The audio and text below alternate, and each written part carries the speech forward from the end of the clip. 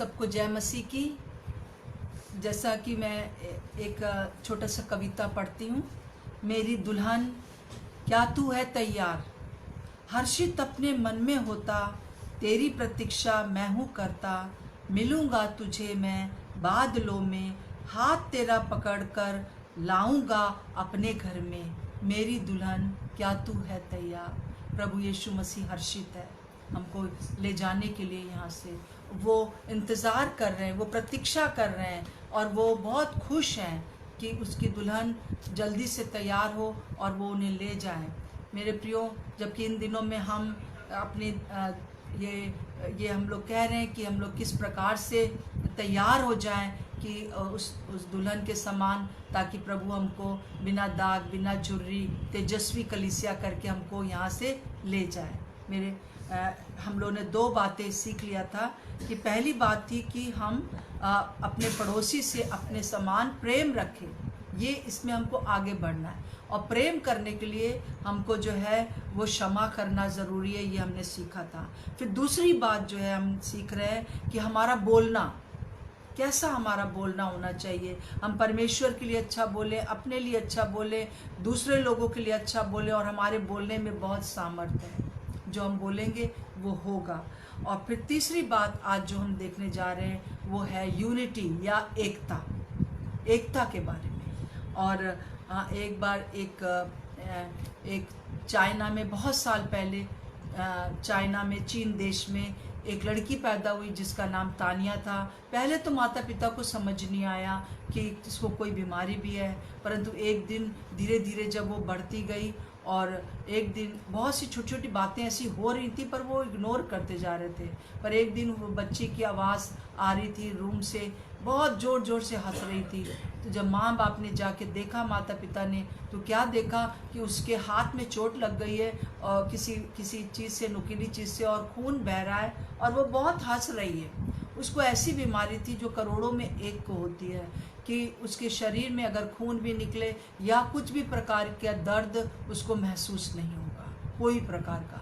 तो इस प्रकार से बहुत सी चीज़ों में ये ऐसा होने लगा कि वो बहुत हर्ट कर लेती थी अपने आप को और उसको चोट नहीं लगती थी। ये बेटी जो थी वो सिर्फ 12 साल तक जीवित रही और उसके बाद उसकी मृत्यु हो गई। मेरे प्रियो, कई बार हम लोग भी जो हैं इसी प्रकार से हैं। पर हम प्रभु यीशु मसीह की देह हैं और उसका एक अंग है। मैं एक अंग हूँ, आप एक अंग हैं। और वो देह में अगर कोई भी एक को भी चोट लगती है तो वो पूरे बदन को चोट लगना चाहिए।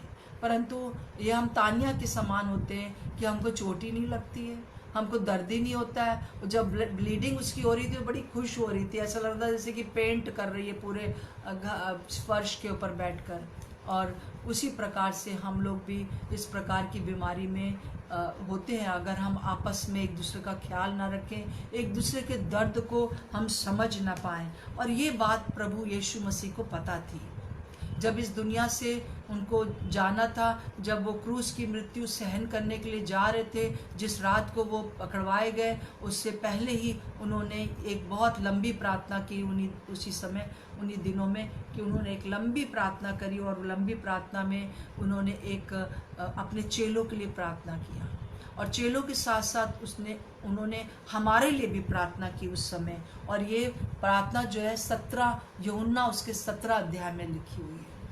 यूहन्ना उसका 17 पूरा अध्याय अगर आप पढ़ें तो वो प्रार्थना लिखी है कि किस प्रकार से यीशु मसीह अब जाने वाले, पकड़वाए जाएंगे, उससे पहले वो अपने चेलों के लिए प्रार्थना करते हैं। और 20 वर्ष में 20 लाइन में वो ये कहते हैं कि हमारे इस समय के चर्च के लिए भी प्रार्थना करते हैं। और वो इस प्रकार से कहते हैं, मैं केवल इन्हीं के लिए विनती नहीं करता परंतु उनके वचन के द्वारा जो विश्वास करेंगे उनके लिए भी विनती करता हूँ। मतलब जो जनरेशन टू जनरेशन वचन सुनाया जाएगा और आज तक के लिए प्रभु कह रहे हैं कि मैं उनके लिए भी ये विनती करता हूँ। और वो क्या विनती कर रहे हैं, मैं पूरी प्रार्थना नहीं पढ़ रही हूँ, परंतु मैं वो सेंटेंस पढ़ रही हूँ जिसमें प्रभु अपने उस बात को कहना चाहते हैं। वो 17 का 22 में कहते हैं, वे वैसे ही एक हों जैसे हम एक हैं। हालेलुया। प्रभु कह रहे हैं पिता, ये लोग जो है और इनके द्वारा जो लोग बचेंगे वो सब एक हों, वो वैसे ही एक हों जैसे हम एक हैं। पिता, पुत्र, पवित्र आत्मा, तीनों को कोई अलग नहीं कर सकता, क्योंकि तीनों एक हैं। अलग अलग रूप, अलग अलग प्रकार से वो हमारे संसार में प्रकट हुए, मनुष्यों के पर प्रकट हुए, परंतु वो एक ही हैं। और प्रभु यीशु मसीह अपना जो त्रिएक परमेश्वर का जो बात है वो हमारे लिए भी कह रहे हैं कि ये लोग भी वैसे ही एक हों। फिर उसके बाद हम देखते हैं 23वीं आयत में, 17 का 23 में, मैं उनमें और तू मुझ में है। प्रभु कह रहे हैं मैं उनमें हूँ और तू मुझ में है, कि वे सिद्ध होकर एक हो जाए, कि वे सिद्ध होकर एक हो जाए। मेरे प्रियो, ये प्रभु को मालूम था कि अगर कोई भी चीज़ हमारे इस उद्धार के सुसमाचार को रोक सकती है तो वो इन लोगों की अनेकता होगी। और आगे प्रभु कहते हैं संसार जाने कि तूने मुझे भेजा है, जैसा तूने मुझसे प्रेम रखा वैसे ही उनसे प्रेम रखा है। बहुत अद्भुत बात है, बहुत अद्भुत बात है। प्रभु कह रहे हैं जैसे तूने मुझसे प्रेम किया और उनसे भी तू प्रेम करता है। जैसे हम तीनों एक हैं वैसे ये लोग भी एक हो जाएं और सिद्ध हो जाएं। अगर हम ऐसा नहीं हो सकते थे तो प्रभु कभी नहीं कहता कि ऐसा प्रार्थना नहीं करता। फिर 17 का 11 में बहुत ही इंपॉर्टेंट बात है, हे पवित्र पिता, अपने उस नाम से जो तूने मुझे दिया है इनकी रक्षा कर, इनकी रक्षा कर कि वे हमारे समान एक हो जाएं। हालेलुया। इनकी रक्षा कर, इनकी रक्षा कर। रक्षा कैसे होगी? कि वो जब पिता, पुत्र, पवित्र आत्मा के समान एक हो जाएंगे तब उनकी रक्षा होगी। ये हमारी सुरक्षा है, ये हमारी रक्षा है कि हम एक साथ एक रहें। बाइबल में बहुत सी बातें हैं जो कि एकता के ऊपर, यूनिटी के ऊपर बताती हैं कि हम एक होते हैं तब परमेश्वर से जो भी मांगेंगे होगा। जो कुछ हम बांधेंगे बंध जाएगा, जो हम रिलीज करेंगे वो रिलीज हो जाएगा, परंतु हमको एक मन होना ज़रूरी है। इसलिए जब प्रभु यीशु मसीह आए, जब उनका आखिरी समय था, उन्होंने एक प्रभु भोज जैसे आज हम करते हैं उस प्रकार से किया। और मैं आपके सामने थोड़ा दिखाना चाहती हूँ। ये एक रोटी है, सबको दिख रही है? हाँ, ये मैंने आप लोग को दिखाने के लिए बनाई है। प्रभु यीशु मसीह ने रोटी ली और कहा कि ये रोटी प्रभु यीशु मसीह है। प्रभु यीशु मसीह ने कहा ये मेरा बदन है और ये तुम्हारे लिए तोड़ा जाता है, तुम्हारे लिए दिया जाता है। देखिए, प्रभु यीशु मसीह ने उसको तोड़ दिया और उसके बहुत छोटे छोटे, हम लोग जब कलीसिया में मिलते हैं, प्रभु भोज करते हैं तो छोटे छोटे टुकड़े कर देते हैं, उसके छोटे छोटे टुकड़े हो जाते हैं। देखिए, बहुत से टुकड़े, और इसको मैं बोल में रखती जाऊंगी। और ये एक एक टुकड़ा जो है वो एक एक व्यक्ति को मिलता जाता है, मिलता जाता है। एक एक व्यक्ति, एक मुझे तो एक जो मेरे बगल में बैठा है। अगर 100 लोग हैं, 1000 लोग हैं, उनको इस प्रकार से ये रोटी बांट दी जाती है। ये लिटरली में मांस नहीं होता है कि उसका शरीर हो, परंतु ये सिर्फ वो सिंबॉलिकली कह रहा था, वो सांकेतिक भाषा में बात कर रहा था। मान लीजिए कि ये रोटी जो है वो मैं हूँ।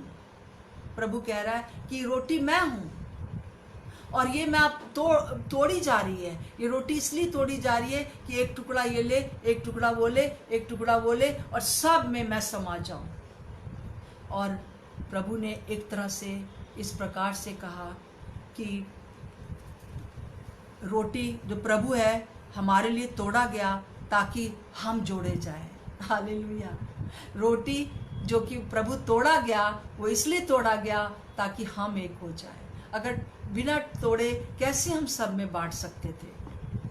प्रभु आज हमको यही कहना चाहता है कि वो रोटी है, और उसने जब उस रात को प्रभु भोज लिया तो उसने इस प्रकार से तोड़ी, और आज भी हम वही करते हैं। ये एक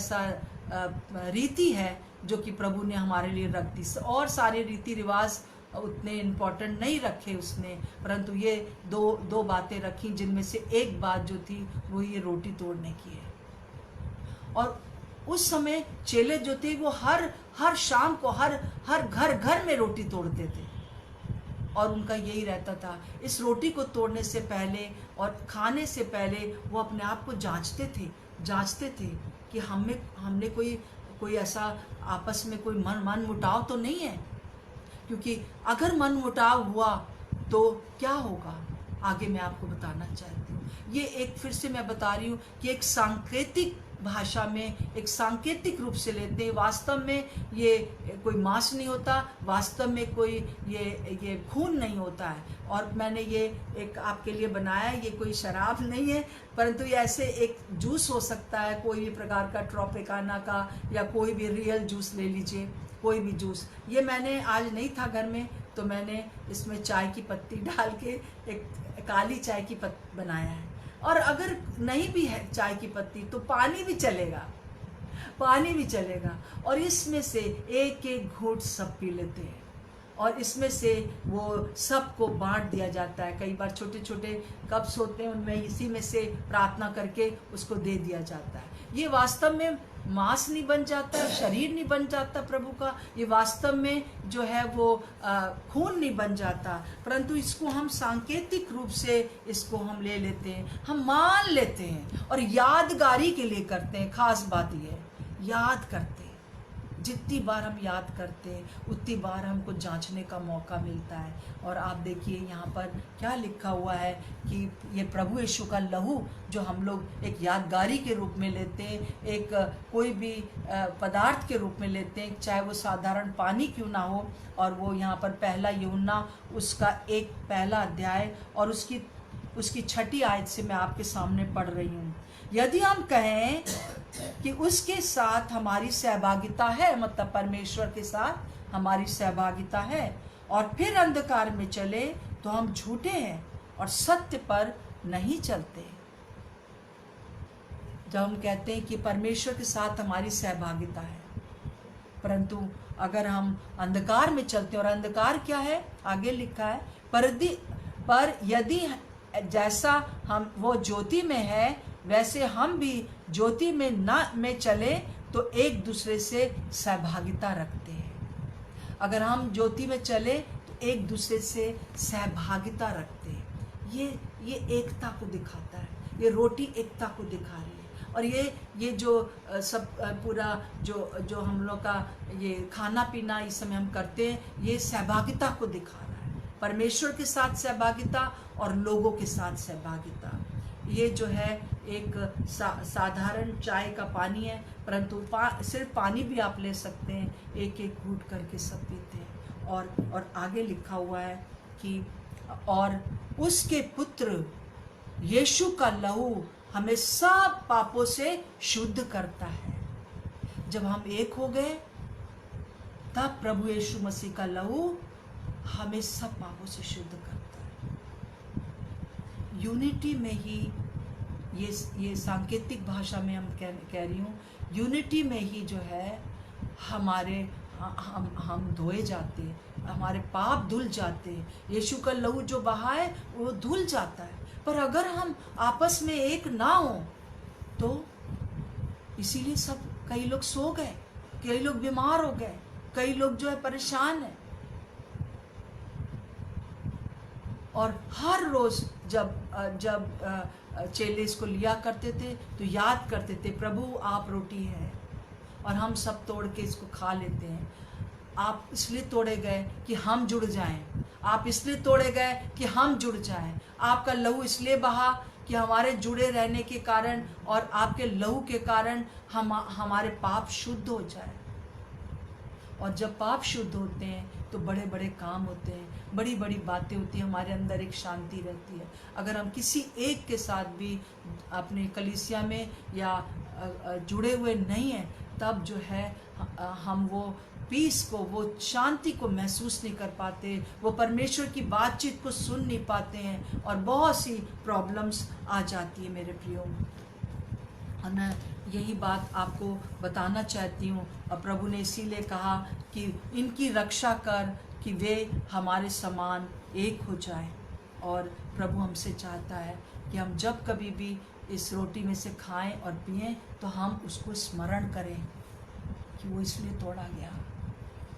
वो इसलिए तोड़ा गया कि मैं और मेरे कलीसिया में जितने लोग हैं, जितने भी हमारे, ये नहीं कि सिर्फ एक बिल्डिंग के नीचे मिलने वाले कलीसिया में से हैं, परंतु हर एक विश्वासी जो आपके नगर का है, जो आपके देश का है, जो पूरे संसार में है, वो यूनिटी में है। उसको होना है यूनिटी में, तभी जो है प्रभु यीशु मसीह का लहू का जो कार्य है वो पूरा होगा मेरे प्रियो। और हम देखते हैं कि एक बार एक लेडीज़ मीटिंग में मैंने ऐसा किया कि एक झाड़ू लिया सीख वाला और उसके सब सीखें अलग कर ली और बहनों को कह दिया कि सब बांट लेंगे। करीब 100 बहनें थी, 100 से ज़्यादा बहनें थी, परंतु किसी किसी को 2 को ही 1 मिला और इस प्रकार से सब के पास एक एक झाड़ू की तीली आ गई। और मैंने उनसे कहा अब आप एक घर अगर कमरा गंदा है तो आप इसको झाड़ दीजिए। तो उन्होंने कहा नहीं झाड़ सकते, एक तीली से कैसे झाड़ेंगे। तब फिर हम लोगों ने उसको पूरा फिर से मिलाया और झाड़ू बना दिया उसको। एक अच्छे से रस्सी से जो पहले बंधी हुई थी उस रस्सी में हम लोगों ने फिर बांध दिया और ये हुआ कि उससे हम लोग झाड़ू लगा सकते हैं। मेरे प्रियो, प्रभु हमसे यही चाहता है, हम यूनिटी में ही हम जो है कुछ कर सकेंगे। अगर हम यूनाइट नहीं हैं तो हम नहीं कर सकेंगे। और प्रभु यीशु को पता था ये बात कि अगर सुसमाचार रुकेगा तो इसी कारण से रुकेगा कि लोग अलग अलग हो जाएंगे। बहुत सी डिनोमिनेशन, बहुत से फिरके, बहुत सी चीज़ें, छोटी छोटी बात को लेकर हम लोग एक दूसरे से अलग हो जाते हैं। मेरे प्रियो, प्रभु आज हमको यही सिखाना चाहता है। आइए हम इसको समझें कि हम कैसे एकता में आगे बढ़ें और एकता में आगे बने रहने के लिए क्या करना है। कोई हम मुझसे कह सकता है, कोई बहन या कोई भाई, कि ये तो हम तभी कर पाएंगे जब हम फरिश्ते हो जाएंगे, कि हम सबको माफ़ कर दें। जैसे कि मैंने लिखा है, कोई अगर आपके साथ एकता में ना रहना चाहे तब आप क्या करें। कोई जैसे कोई लोग बहुत डिफ़िकल्ट होते हैं, वो लोग रहना नहीं चाहते हैं, वो हमेशा उनको कुछ ना कुछ रहता है कि वो अलग हो जाते हैं बहुत कोशिश करने के बाद भी। तो मैंने उनसे, उस बहन से यही कहा, उनसे मैं यही कहती हूँ कि पहली बात ये करिए, आप अपनी तरफ से पूरी कोशिश करिए कि उनसे हमारी यूनिटी बनी रहे, हमारी एकता बनी रहे, हम जो है उनके साथ बोल चाल के उसमें रहें और हम उनको प्रेम प्रकट कर सकें। परंतु अगर वो नहीं करते हैं तो हमको उनको प्यार करना कभी मत भूल छोड़िए। उनको प्रेम करिए, उनको क्षमा करिए जैसे मैं बता चुकी हूँ, और उनको जो है उनकी बुराई ना करिए। कई बार हम लोग क्षमा तो कर देते, हम लोग कहते तो हम प्रेम करते हैं, बात भी करने लगते हैं, परंतु खुसर हम बातें करते रहते हैं उस व्यक्ति के लिए, बार बार याद करते हैं, उसने ये कहा, उसने ये कहा। छोड़ दीजिए। यूसुफ ने जब उसके भाई उसके पास आए, उसने उनके पाप नहीं गिनाए। जब वो रोने लगे जोर जोर से, जो यूसुफ की कहानी जानते हैं, आप जानते हैं, तो उसने उनको गले लगा के कहा, मेरे भाइयों बुरा मत करो, अपने बुरा मत मानो, क्योंकि तुमने कोई गलती नहीं करी है। ये तो ईश्वर ने ये प्लान किया है कि मुझे पहले से यहाँ पर ले आया है। मेरे प्रियो, उसने इस चीज़ के लिए सोचने भी नहीं दिया उन लोग को कि तुमने मेरे साथ बहुत बुरा किया था। मेरे प्रियो, आपको यही करना है, उसकी बातों को सोच कर बैठे ना रहिए। कई लोग वो ये कह दिया, वो कह दिया, कोने में बैठे। बहुत से प्रभु के लोग भी, बहुत से जो क्षमा प्राप्त किए हुए लोग हैं, उद्धार के रास्ते पर चल दिए हैं, किसी का बात सुन के सालों साल एक कोने में बैठकर रोते रहते हैं, ये ऐसा, वो ऐसा, वो ऐसा, वो वैसा। ये सब आपको जो है निर्णय लेना पड़ेगा, छोड़ना पड़ेगा। उनको छोड़ के आगे बढ़िए। आप प्रभु के प्रेम में आगे बढ़िए, वचन में आगे बढ़िए। पूरे समय उनकी बात को ना सोचिए जिनके साथ आप नहीं उनको खुश कर पा रहे। अक्सर जो है एक बड़ी अजीब सा मैं उदाहरण देती हूँ, पर कभी कभी अजीब उदाहरण सुनने से भी बहुत कुछ सीखते हैं। कि अगर कोई इस प्रकार के लोग होते हैं, अगर वो कहे कि तुम अच्छा ठीक है, मैं आपको कैसे प्रेम दिखाऊं, मैं आपकी कैसे इज्जत करूं, तो वो कहेगा ये तवा जो है गरम है, इस पर बैठ जाओ। और अगर आप बैठ गए उस पर, तब भी पता है वो क्या कहेगा, लगता तो नहीं है कि तुम मुझे प्यार करती हो, ये है वो है, बहुत सी चीज़ें। वो आपके प्रेम को समझेंगे नहीं, वो आपकी क्षमा को, आपके प्यार को नहीं समझेंगे। वो आपसे गुस्सा नहीं है, वो अपने आप से गुस्सा है, वो अपने आप से दुखी हैं। आपको उनके ऊपर प्यार करने का ज़रूरत है। और ये कब तक करते रहे, जैसा कि प्रभु ने कहा 60 से 70 गुना बार आप अपना पर शांति ना खोएं और वो अपना बैठकर रोने धोना का वो सीन जो है ख़त्म करें। मेरी जो दादी माँ थी वो बहुत पढ़ी लिखी नहीं थी, अनपढ़ थी और बहुत सीधी सादी स्त्री थी, और मैंने उनसे बहुत कुछ सीखा। मैं जब छोटी थी तो कई बार वो कभी मोहल्ले में बैठ के बातचीत ऐसे गप्पे सप्पे नहीं मारती थी, किसी का बुराई नहीं करती थी। और वो एक बार मैंने सुना कि एक लेडी आकर उनको कुछ अपने हस्बैंड के बारे में बता रही थी, तो उनका हमेशा एक जो वर्ड होता था वो मुझे बहुत अच्छा लगता था कि छड्ड परे छड्ड परे मतलब छोड़ो इसको, क्या लेके बैठी हो। तो मेरी दादी ने उससे कहा, अरे इसको छोड़ो, ये सब बातें जो तुम लेके बैठी हो, छड्ड परे इसको, तेरे लिए कुछ अच्छा किया उसने। तो रो रही थी वो, लब लब लब लब लब। तो मेरी दादी ने कहा, तुझे सब्जी ला के देता है? हाँ जी, हाँ जी। उसने कहा राशन भरता है? हाँ जी। बस बहुत है ना तेरे लिए, अब इसी में अपना जीवन बिता ले। ये बात मुझे उस समय तो समझ नहीं आई क्योंकि मैं बहुत छोटी थी। आज मैं उनकी वो जो शिक्षाएं वो कई दफ़ा देती थी, कोई किसी की बुराई नहीं करती थी। हमेशा अगर कोई किसी के लिए पूछे, अरे छोड़ो भाई, माफ़ करो, अपना ही बच्चा है, अपना ही है, सब कुछ अपना ही है। और वो मुझे उनके जीवन से बहुत अच्छा लगता था। प्रभु का धन्यवाद हो उनके जीवन के लिए, उनसे मैंने बहुत कुछ सीखा। मेरे प्रियो, आप कहेंगे ये तो जो है सिर्फ स्वर्गदूत ही कर सकते हैं, हमसे तो नहीं होगा। परंतु मैं आपको बताना चाहती हूँ, आप स्वर्गदूत से भी बढ़कर हैं। हालेलुया। परमेश्वर का वचन कहता है आप स्वर्गदूत से बढ़कर हैं। परमेश्वर ने मनुष्य को अपने स्वरूप में, अपनी स्वरूप की समानता में बनाया, स्वर्गदूतों को नहीं बनाया। स्वर्गदूत जो हैं वो परमेश्वर की स्वरूप, उसकी समानता में नहीं बने हुए हैं, हम बने हुए हैं। परमेश्वर का आत्मा हम में रहता है। और देखिए वचन क्या कहता है स्वर्गदूतों के लिए, इब्रानियों 1:14, क्या वे मतलब कि स्वर्गदूत सब सेवा टहल करने वाली आत्माएं नहीं जो उद्धार पाने वालों के लिए सेवा करने को भेजी जाती हैं। वो हमारी सेवा के लिए रखे गए हैं। हाँ, वो बात दूसरी कि हम उनको सेवा का मौका ही नहीं देते, हम उनको याद ही नहीं करते, बुलाते ही नहीं है, बोलते नहीं है कि आपके स्वर्गदूतों का बाड़ा लगा रहे, हमारी स्वर्गदूत हमारे। कई बार आपने देखा होगा, कई बार कि आप एक्सीडेंट से बच गए, बहुत अद्भुत रीति से कुछ हुआ, आप बच गए। कौन था आपको बचाने वाला? स्वर्गदूत थे, जो कि हमारी सेवा के लिए भेजे गए और हम उनसे बढ़कर हैं।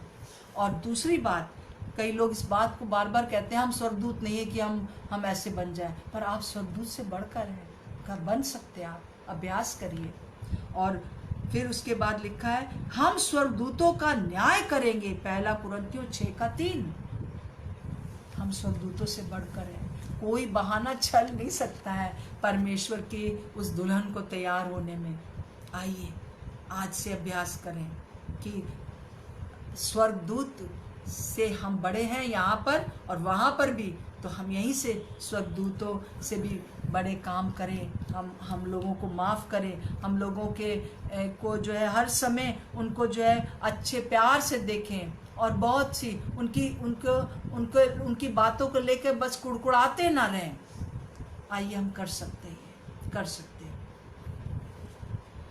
एक बार ऐसा हुआ कि मैं जो कुछ भी बोलती हूँ मैं अपने एक्सपीरियंस से, जैसे मैंने कहा, बोलती हूँ। रात में मैं करीब 2-2:30 बजे उठ गई। ये 80s की बात है, मतलब 85 या 86 की बात है। और अ, मुझे मुझे परमेश्वर ने जगाया और मुझे लगा मुझे प्रार्थना करनी है, और मैं बैठकर प्रार्थना करने लगी। और जैसे से मैं अपने आम तौर पर अपने हस्बैंड के लिए, अपने सेवा के लिए, दूसरे अपने रिश्तेदारों के लिए प्रार्थना करती थी, तो उसी तरह से प्रार्थना कर रही थी। पर उस समय एक दर्शन मैंने देखा, बहुत क्लियर दर्शन था, जैसे एक मूवी देख रही हूँ। मैंने देखा कि कई लोग जो है मेरे सामने से ऐसे गुजर के जा रहे हैं, और मैं एक कुर्सी पर बैठी हुई हूँ। कई लोग निकले जा रहे हैं, और सबसे पहले मैंने देखा पंजाबी ड्रेस में पहने हुए मेरी जो बड़ी माँ है, मैं उनको बड़ी माँ, मैं वो मेरी सौतेली माँ है ज़रूर है, परंतु मैं उनको सौतेली नहीं कहती, वो सौतेली के कहलाने के लिए नहीं है, वो बड़ी माँ है मेरी। और वो बड़ी माँ को मैंने देखा मेरे सामने से जा रही है। और फिर मैंने इस साइड में देखा अपने दाहिने बाएं हाथ पर कि एक बहुत बड़ी खाई है जिसमें आग जली हुई है, और उसमें वो जाकर गिर रही हैं। और जब गिर रही हैं तो मुझे बहुत दर्दनाक दृष्टि से देख रही हैं। वो देख रही हैं कि तुमने मुझे क्यों नहीं बताया कि यहाँ पर ऐसे आग लगी हुई है। और मैं रोने लगी। मैंने कहा मैं अपनी माँ को कैसे बचाऊं। और फिर मैंने देखा हर ड्रेस में पहन के लोग, जैसे लग रहा था कि कोई कंपटीशन जैसे हर एक स्टेट के हो रहा हो, और उड़ीसा के और गुजरात के, सब एक एक स्टेट करके लोग ड्रेस में निकले जा रहे हैं, और मेरे सामने बहुत अच्छे से हंसते हंसते जा रहे हैं। परंतु जब उस झील में गिरते हैं, उस खाई में गिर रहे हैं जहाँ आग लगी हुई है, उनका चेहरे बहुत भयंकर हो रहे हैं, उनके चेहरे बहुत दर्दनाक हो रहे हैं। और सब जो है मुझे कह रहे हैं तुमने हमको क्यों नहीं बताया कि यहाँ पर ऐसा है, यहाँ बैठी हो आराम से। और ये मैं एक दर्शन बहुत देर तक देखती रही, और मैं रोती रही। और मैं कभी भी भारत के लिए प्रार्थना नहीं किया था कि भारत के लिए प्रार्थना करूं। मैं सिर्फ अपने लिए, अपने परिवार के लिए, अपने लोगों के लिए, अपनी कलीसिया के लिए ही प्रार्थना करती थी। और उस दिन मैंने रो रो के प्रार्थना करना शुरू किया कि प्रभु मेरे देश को बचा लीजिए, प्रभु मेरे देश को बचा लीजिए, प्रभु मेरे लोगों को बचा लीजिए, इनको क्षमा कर दीजिए। और करीब 40 to 45 मिनट्स तक जब मैं रोते रोते ये प्रार्थना कर रही थी, और उस समय एक हाथ को मैंने यहाँ पर अपना स्पर्श महसूस किया, और मैंने आँख तो नहीं खोली, पर मुझे मालूम है कि वो प्रभु यीशु का हाथ था। और प्रभु यीशु मसीह ने मुझे, मेरे मन में एक बहुत सुंदर बात कही कि मेरी बेटी, मैं अपने भारत को, तेरे भारत को बहुत प्यार करता हूँ। जिस तरह से तू इस समय रो के प्रार्थना कर रही है, मैं तेरे भारत को बहुत प्यार करता हूँ। इसीलिए मैंने थोमा को स्पेशल दर्शन दिया। थोमा जो कि आज पहली बार नहीं था प्रभु के साथ, मतलब लोगों के साथ, अपने दूसरे चेलों के साथ नहीं था। और उसने कहा था कि मैं जब तक कि, जब वो आया तो चेलों ने बताया, जब वो तब उसने कहा जब तक कि मैं अपनी उंगली जो है उसके छेद में, जो हाथ के छेद, पैरों के छेद हैं, उसमें नहीं डाल लूँगा, उसको छेदों को देख नहीं लूँगा, उसके पंजर में हाथ नहीं डाल लूँगा, मैं विश्वास नहीं करूँगा कि वो जीवित हो गया है। यीशु मसीह ने उस दिन सिर्फ थोमा के लिए वहाँ पर आकर उसको दर्शन दिया। और वही बात प्रभु ने मुझे बताई कि मैंने भारत को बहुत प्यार किया है, भारत के लिए मेरे मन में बहुत प्यार है, इसीलिए मैंने उसको स्पेशल दर्शन दिए। परंतु तुम मसीह लोगों के कारण, तुम विश्वासियों के कारण मेरा काम यहाँ रुका हुआ है। इसलिए इतने लोगों को हम देख रहे हैं कि वो उनको उद्धार का सुसमाचार नहीं मिल रहा है। और मैं बहुत रोने लगी, और मेरे सामने एक फिल्म जैसे चलने लगी। जब मैं प्रभु के पास आई, 8 साल तक मैं किसी भी विश्वासी से नहीं मिली थी, परंतु 8 साल के बाद जब मैं लोगों से मिलने लगी, और वो फिल्म जैसे चलने लगी कि किस प्रकार से हम लोग के बीच में क्यों हम रुके हुए हैं, किस प्रकार से हमारे बीच में एक दूसरे के लिए जो प्रेम होना चाहिए नहीं है, वो सहभागिता जो परमेश्वर के साथ हम चाहते हैं वो दूसरों के साथ नहीं है, इसलिए परमेश्वर के साथ भी मुश्किल होता है। और उस रात को मैंने एक कविता लिखी जो आखिरी में मैं आपके सामने पढ़ना चाहती हूँ। और ये इसका टाइटल जो था वो था कि प्रभु की दर्दनाक पुकार, प्रभु की दर्दनाक पुकार। अब आलोचना का ये तांता तोड़ो, एक ही सूत्र में बंध जाओ, समय नहीं सोने का, उठो जागो, प्रभु की ये दर्दनाक पुकार सुनो। समय नहीं सोने का, उठो जागो, प्रभु की ये दर्दनाक पुकार सुनो। क्यों कर डाले मेरे बदन के सैकड़ों टुकड़े, क्यों कर डाले मेरे बदन के सैकड़ों टुकड़े, मैं प्रेम हूँ प्रेम में बंध जाओ, मैं प्रेम हूँ प्रेम में बंध जाओ। समय कम है काम बहुत है, उठो झपटो आग से उन्हें बचाओ। झुलसती जा रही हर रोज आत्माएं हजारों, आंखें खोलो आलस त्यागो। प्रतियोगिता ईर्ष्या जलन के झंडे तोड़ो, प्रतियोगिता ईर्ष्या जलन के झंडे तोड़ो, एक ही क्रूस का झंडा अब लगा लो, एक ही क्रूस का झंडा अब लगा दो। मेरे हृदय में प्रेम है भारत के लिए, दिए दर्शन थोमा को इसीलिए। मेरे हृदय में प्रेम है भारत के लिए, दिए दर्शन थोमा को इसीलिए। संदेह ना करो संदेह त्यागो, डेवड़ी पर है पैर मेरे, आगमन मेरा है निकट, अनुग्रह द्वार बंद हो जाएगा, तब ये समय फिर कभी ना आएगा, फिर कभी ये समय नहीं आएगा।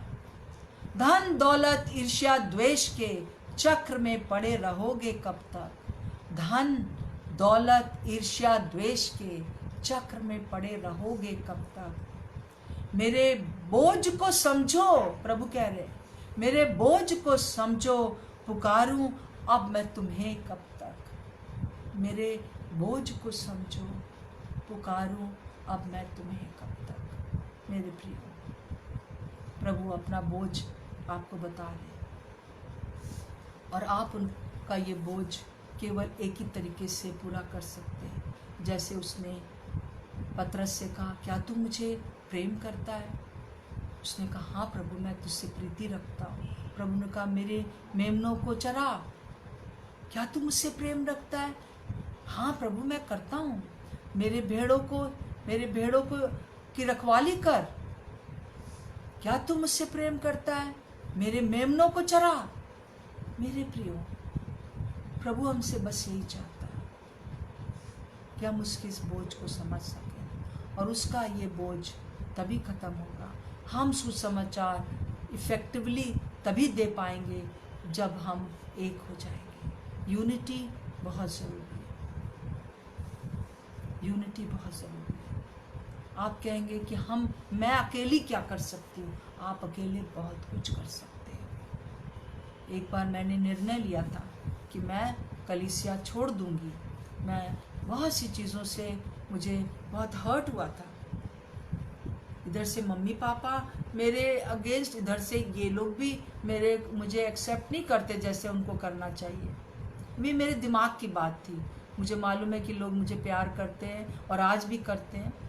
ये उस समय मेरे मन में आया ये बात, एक छोटी सी बात लेके, जैसे मैंने कहा ना, छोटी सी बात लेके हम लोग अपना रोना रोते रहते।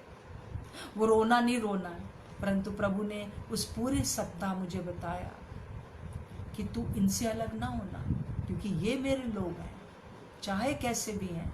जैसे इस्राएल मेरा था और मैंने उनको सहायता किया और उनके बीच में मैं रहा, वैसे ही ये मेरे लोग हैं, ये मेरे खून खरीदे लोग हैं, और तू इनको छोड़ना नहीं, और तू सबकी माँ बन जा। इस प्रकार से मेरे मन में आया। मैंने कहा, मैं सिर्फ 20-21 साल की लड़की इनकी कैसे माँ बन सकती हूँ? प्रभु ने कहा, प्रेम कर, चाहे तुमसे 50 साल कोई बड़ा है, चाहे 4 साल कोई छोटा है, प्रेम करो, और ये प्रेम तुम कभी ना भूलना। मैं बस यही चाहता हूँ, तुम प्रेम करो, क्षमा करो, और जब हम प्रेम करने का निर्णय ले लेते हैं, सारी बातें फिर आ जाती हैं। क्योंकि प्रभु ने ये प्रभु भोज इसीलिए लिया उस समय, ये जो रोटी तोड़ी, कहा, ये मैं हूँ, तुम सब बांट लो, मतलब तुम सब एक हो जाओ, ये एक रोटी हो जाएगी। और ये उसके बाद ये मेरा लहू है। उसने शरबत था, उसके लिखा है ये मेरा लहू है, और जब लहू पिएंगे तब हमारे पाप क्षमा हो जाएंगे। देखिए दोनों का बहुत कनेक्शन है। आइए, प्रभु हमसे कह रहा है एक हो जाओ, यूनिटी में आ जाओ। ये सारी बातें जो छोटी छोटी छोड़ दो, कोशिश करो सबके साथ अच्छा होने की, कि उसकी बुराई मत करो जो तुम्हारी बुराई करता है। मैं कई दफ़ा फेल हुई हूँ, मैं दुखी हो गई, परंतु प्रभु मुझे दोबारा लेकर आया वापस।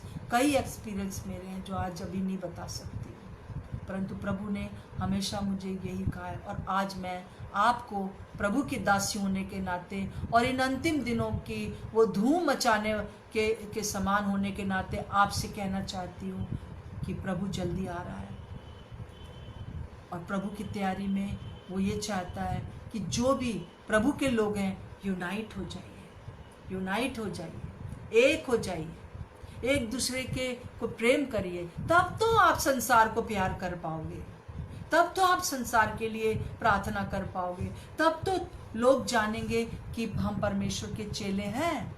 क्योंकि वचन में एक बार ऐसे लिखा हुआ है कि जब तुम आपस में प्रेम रखोगे, पहला यूहन्ना, दूसरा यूहन्ना, तीसरा यूहन्ना, अगर आप लाइन से पढ़े तो यूहन्ना आखिरी में बस यही बोला करता था कि आपस में एक मन रहो, आपस में एक मन रहो। वो यूहन्ना जिसने कि प्रकाशित वाक्य लिखा, अंतिम वो यही बोलता रहा कि एक हो जाओ, एक हो जाओ। आइए हम अपनी तरफ से, आज मैं अपनी तरफ से, आप अपनी तरफ से कोशिश करिए, आप जो मैंने बताया उसकी कोशिश करिए। आइए हम प्रार्थना करेंगे। मेरी दुल्हन क्या तू है तैयार? हर्षित मैं अपने मन में होता, सचमुच में प्रभु यीशु मसीह आप हर्षित हैं हमको ले जाने के लिए। हाँ, thank you Jesus, thank you, thank you. हमारे अंदर इतने सारे दोष होने के बाद भी आप हमें ग्रहण करते हैं। हमारी सहायता करें प्रभु जी, कि हम भी दूसरों को वैसे ही ग्रहण करें जैसे आपने हमको किया है, ताकि यूनिटी बनी रहे। हाँ, हम में डिफरेंसेस हो सकते हैं, हमारे परिवार में यूनिटी बनी रहे, हमारे जो मसीह समाज है उसमें यूनिटी बनी रहे, और दूसरे लोगों के साथ जब हम रहते हैं दुनिया में तो उनके साथ भी हम अपना पूरा प्रेम दिखाएं, वैसे ही व्यवहार करें जैसे हम अपने भाइयों के साथ करते हैं। उनके साथ यूनाइट रहें। मुश्किल है उनके साथ क्योंकि वो हमको नहीं समझेंगे, परंतु फिर भी उनको प्यार करें, उन्हें क्षमा करें। प्रभु जी हमारी सहायता कर, हमारी सहायता कर प्रभु, हमारी सहायता कर, हम कमज़ोर हैं। आपका लहू हमें सारे पापों से शुद्ध करे। ओ प्रभु, मैं इस समय आपसे प्रार्थना करती हूँ कि ये सिर्फ पवित्र आत्मा आप कर सकते हैं। जितने लोग भी देख रहे हैं प्रभु जी, उन सब के लिए मैं यही प्रार्थना करती हूँ कि वो एक हो जाए, उनका परिवार एक हो जाए। भले ही प्रभु जी हम में बहुत सी भिन्नताएं हैं, परंतु हर मसीह परिवार, हर परिवार में एक आशीष आए। प्रभु आपका धन्यवाद इस वचन के लिए जो आपने बहुत साल पहले मुझे दिया, आज के लिए, कि आज मैं लोगों को बता सकूं। यीशु मसीह के नाम से मांगते हैं, आमीन और आमीन। हालेलुया। प्रभु आपको बहुत आशीष दे। आगे हम फिर परसों मिलेंगे और हम देखेंगे कि अब और आगे प्रभु क्या चाहते हैं कि हम क्या किस प्रकार से अपने आप को तैयार करें। जय मसीह की सबको।